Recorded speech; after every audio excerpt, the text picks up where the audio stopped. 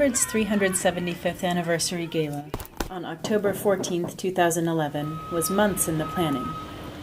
In the week leading up to the big event, a frenzy of carpenters, electricians, and other workers set up wiring, lights, platforms, and tents for the Friday evening celebration, which was to feature music and dance performances, a dramatic light show, many special food items, and 3 Harvard-themed ice sculptures.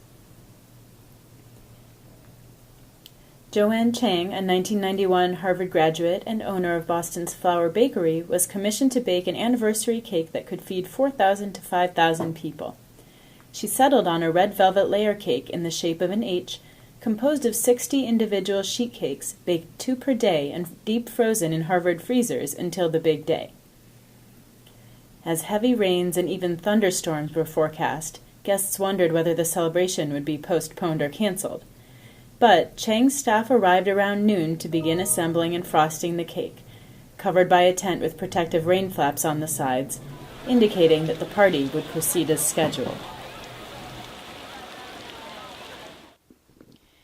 The undergraduate houses served a dinner menu with items from dining hall menus throughout Harvard history. Students were the centerpiece of the celebration, and each house devised a theme and a special costume for the parade. Since the celebration took place at night, many of these included light-up or glow-in-the-dark items. Crowd control is never easy at an event of this size, and the rain only made it harder to keep things organized. Groups of students backed up outside the gates of the yard, waiting their turn to parade past President Faust and the governing boards. High spirits were required to maintain a positive attitude in spite of the monsoon-like weather. But in the end, this attitude contributed even more to the carnival-like atmosphere than a lovely dry October evening might have. The food tents were some of the event's most popular attractions. Guests could dip strawberries, marshmallows, or pretzels in a chocolate fountain, or sample ice cream made by students in the Science of Cooking course, using liquid nitrogen to bring the temperature lower and enable them to use ingredients that would not be frozen at 32 degrees Fahrenheit. They could try fresh-pressed apple cider made by Eric Chivian, director of the Center for Health and the Global Environment at Harvard Medical School and a Nobel Peace Prize recipient. From the Roxbury russet, a variety of apple that is likely to have grown in Harvard Yard in 1636. The modern-day apples were grown on Chivian's farm in central Massachusetts. A living statue of John Harvard rounded out the evening's entertainment.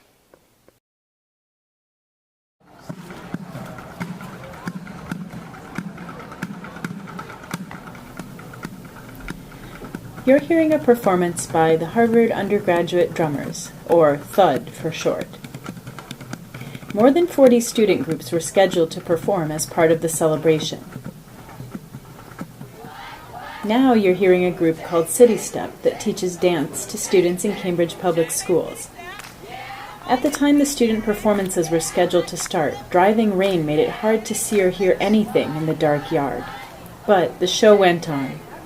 A cappella, choral groups, storytelling, improv comedy, and many varieties of dance.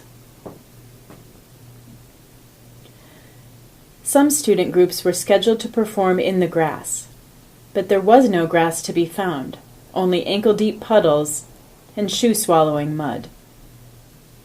So instead, these groups performed on the small stage that had been set up for a solo performance by Yo-Yo Ma.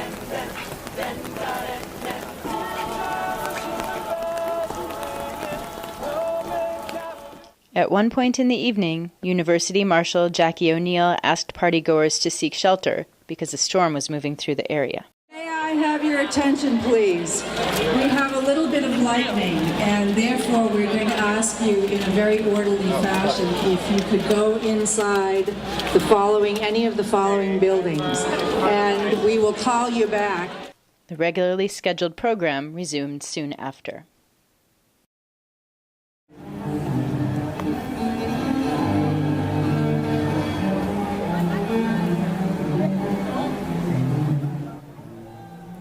Ma ultimately played on the main stage at the front of Tercentenary Theater on the steps of Memorial Church, protected from the rains. The other headlining acts were the Harvard Radcliffe Orchestra and the Holden Choirs, together performing part of Beethoven's Ninth Symphony. After the performance, Ma and President Drew Faust led the crowd in singing Happy Birthday to Harvard. Would you join me in singing Happy Birthday to Harvard?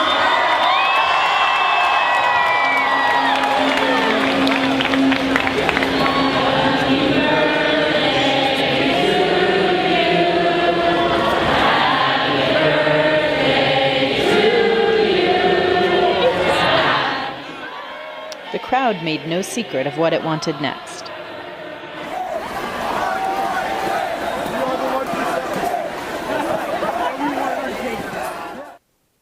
Those in charge obliged.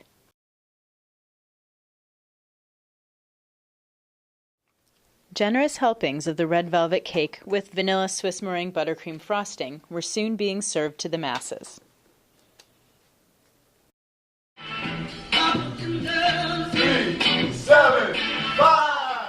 Then, a flash mob of dancers got the evening's dancing started, performing a choreographed routine they'd practiced at several rehearsals the week before, as colorful lights lit up the Widener steps and other buildings in the yard.